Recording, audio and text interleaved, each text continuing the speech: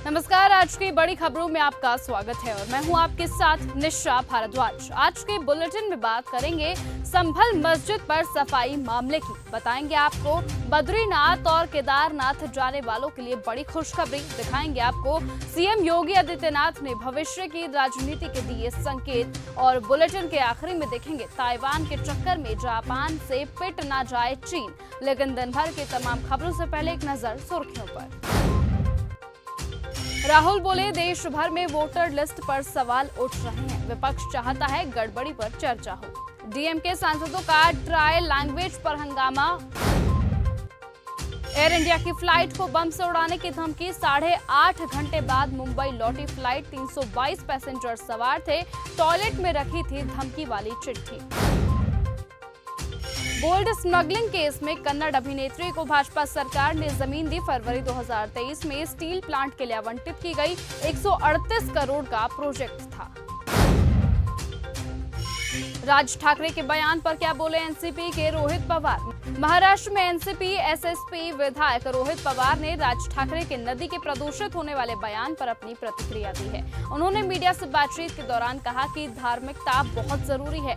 मैं महाकुंभ में गया था, पवित्र डुबकी लगाई थी। उन्होंने कहा, महाकुंभ से मैं हजारों लीटर जल अपने लोगों के लिए लेकर आया था। यहाँ पर जाने के बाद मुझे ताकत और प्रेरणा भी मिली, लेकिन राजनीति में होने के कारण हम थोड़ी पढ़ाई और रिसर्च की भी जानकारी रखते हैं। सोमनाथ भारती की याचिका खारिज, जाने मामला। दिल्ली हाईकोर्ट ने आम आदमी पार्टी के नेता सोमनाथ भारती की वो याचिका खारिज कर दी है जिसमें उन्होंने भारतीय जनता पार्टी की सांसद बांसुरी स्वराज के खिलाफ अपनी चुनाव याचिका में प्रतिलेख दाखिल करने की अनुमति मांगी थी। ये मामला 2024 लोकसभा चुनावों के दौरान कथित भ्रष्ट आचरण के आरोपों से संबंधित है। सीएम योगी ने भविष्य की राजनीति के दिए संकेत। उत्तर प्रदेश के मुख्यमंत्री योगी आदित्यनाथ को अक्सर सियासी गलियारों में प्रधानमंत्री मोदी के उत्तराधिकारी के तौर पर देखा जाता है। दावा किया जाता है कि पीएम मोदी के बाद सीएम योगी बीजेपी में पीएम के वारिस हो सकते हैं। इन तमाम तरह के दावों पर अब खुद उन्होंने प्रतिक्रिया सामने रखी। उन्होंने बताया कि यूपी के बाद भविष्य में उनका रुख कहीं और हो सकता है। संभल मस्जिद पर सफेदी मामला। संभल की शाही जामा मस्जिद में सफाई रंगाई पुताई मामले को लेकर आज इलाहाबाद हाईकोर्ट में सुनवाई हुई है। हाईकोर्ट ने एएसआई से कहा कि यदि आप दावा करते हैं कि संरक्षित स्मारकों को सफेद करने की अनुमति नहीं दी जा सकती तो हलफनामे दायर कर हमें बताएं। एएसआई ने कहा कि वो कल तक हलफनामा दाखिल कर देंगे। 12 मार्च को मामले की अगली सुनवाई होगी। ब्रज में होली की धूम। फागुन का महीना चल रहा है और ब्रज क्षेत्र भरतपुर में होली की इन दिनों धूम मची हुई है। Journalist association of Rajasthan 4 Bharatpur इकाई द्वारा होली की उमंग पत्रकारन से रंग कार्यक्रम एसडीएम नगर स्थित राज गार्डन में आयोजित हुआ। कार्यक्रम में मंत्री जवाहर सिंह बेढ़म भी जमकर ठुमके लगाते हुए दिखे। बद्रीनाथ और केदारनाथ जाने वालों के लिए बड़ी खुशखबरी।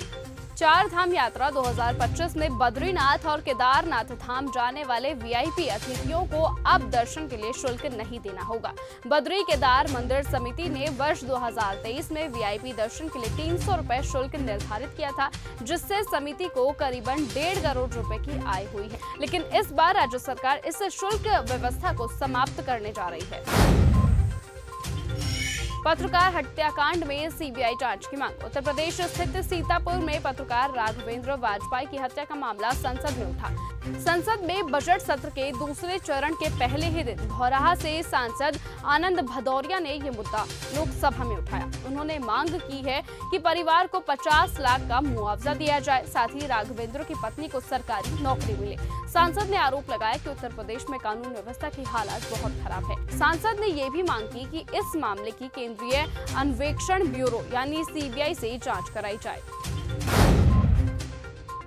चंद्रशेखर के आंदोलन को लेकर लखनऊ में अलर्ट। आजाद समाज पार्टी ने उत्तर प्रदेश की कानून व्यवस्था को लेकर लखनऊ में एक बड़ा प्रदर्शन शुरू किया था। राष्ट्रीय अध्यक्ष और सांसद चंद्रशेखर आजाद के नेतृत्व में कार्यकर्ता राजभवन घेराव के लिए पहुंचे थे। हालांकि किसी भी स्थिति से निपटने और प्रदर्शनकारियों को रोकने के लिए भारी पुलिस बल को तैनात किया गया था। पुलिस ने हजरतगंज के चारों तरफ कड़ी बैरिकेडिंग कर दी थी और 3 मेट्रो स्टेशन को भी बंद कर दिया था।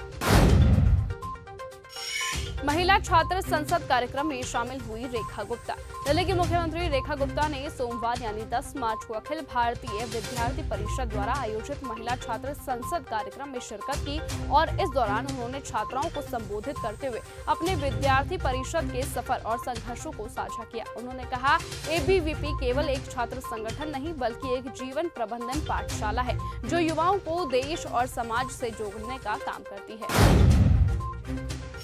तेजस्वी यादव ने चुनावों के लिए खींची है एक लंबी लाइन। आरजेडी सांसद मनोज कुमार झा ने कहा, तेजस्वी यादव ने चुनावों के लिए एक लंबी लाइन खींची है, चाहे वो माई बहन योजना हो या फिर 200 यूनिट मुफ्त बिजली या बेरोजगार युवाओं को राहत या फिर सामाजिक सुरक्षा पेंशन। उन्होंने सभी चीजों के लिए एक लंबी लाइन खींची है और मुझे नहीं लगता कि नीतीश कुमार की विचारधारा इसमें कहीं पर भी फिट हो पाएगी।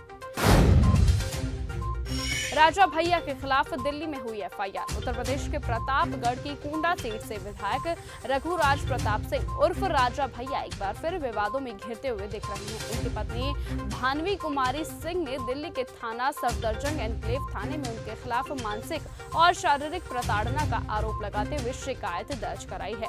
भानवी सिंह काफी समय से अपने पति से अलग रह रही हैं। उन्होंने राजा भैया के खिलाफ नई दिल्ली में धारा 498A का मुकदमा दर्ज कराया है। औरंगजेब की कब्र को ढहा दिया जाए। सीएम देवेंद्र फडणवीस ने औरंगजेब की कब्र को लेकर कहा, हमें भी और सभी को ऐसा लगता है कि औरंगजेब की कब्र को ढहा दिया जाना चाहिए, लेकिन कुछ काम कानून के दायरे में रहकर ही करना पड़ता है क्योंकि उस कब्र को संरक्षण मिला हुआ है। कांग्रेस के कार्यकाल में औरंगजेब की कब्र को भारतीय पुरातत्व सर्वेक्षण का संरक्षण दिया गया था। लापता लेडीज ने मचाई आईफा में तबाही। इंटरनेशनल इंडियन फिल्म एकेडमी का आयोजन इस बार इंडिया में होस्ट किया गया। 8 और 9 मार्च को जयपुर में होस्ट किए गए इस अवार्ड शो में साल के बेस्ट परफॉर्मर्स को अलग अलग कैटेगरी में अवार्ड से नवाजा गया था और इस बार आईफा में फिल्म लापता लेडीज का जलवा रहा, जिसने एक साथ 10 अवार्ड अपने नाम किए। भारत की जीत से बौखलाया पाकिस्तानी मीडिया। चैंपियंस ट्रॉफी 2025 का खिताब भारत ने अपने नाम कर लिया है। भारत की इस शानदार जीत की चर्चा दुनिया भर में हो रही है। चैंपियंस ट्रॉफी 2025 का मेजबान पाकिस्तान था, लेकिन भारत ने अपने सारे मैच दुबई में ही खेले। चैंपियंस ट्रॉफी के फाइनल्स की बात करें तो भारत ने न्यूजीलैंड को 4 विकेट से हराते हुए विजेता का ताज पहना। इसको मिलाकर भारत के पास अब 3 चैंपियंस ट्रॉफी हो गई है, जबकि पाकिस्तान के पास महज 1 चैंपियन की ट्रॉफी है। तो वहीं पाकिस्तानी मीडिया अब ये कह रही है कि एक मैदान पर सारे मैच खेलने से ये तो होना ही था। ताइवान के चक्कर में जापान से पिट ना जाए चीन। ताइवान को लेकर चीन के रुख कई देशों में चिंता जता रहे हैं। इन देशों में अमेरिका का करीबी जापान भी शामिल है। चीन और जापान के रिश्ते उतार चढ़ाव बढ़े, लेकिन इन दिनों ताइवान से जापान की बढ़ती करीबी के बाद चीन ने अपनी सकारात्मकता दिखाई है। चीन के शीर्ष राजनयिक वांग यिंग ने जापान को ताइवान से संबंधित मामलों में हस्तक्षेप न करने की चेतावनी देते हुए कहा कि ऐसा करना सिर्फ उसके लिए मुसीबत बढ़ा सकता है, जबकि हाल ही में दोनों देशों के द्विपक्षीय संबंधों में सुधार के संकेत मिले हैं। तो फिलहाल आज के इस बुलेटिन में सिर्फ इतना ही। देश और दुनिया की तमाम बाकी खबरों से जुड़े रहने के लिए आप बने रहें और देखते रहें चैनल न्यूज़ गंगा। नमस्कार।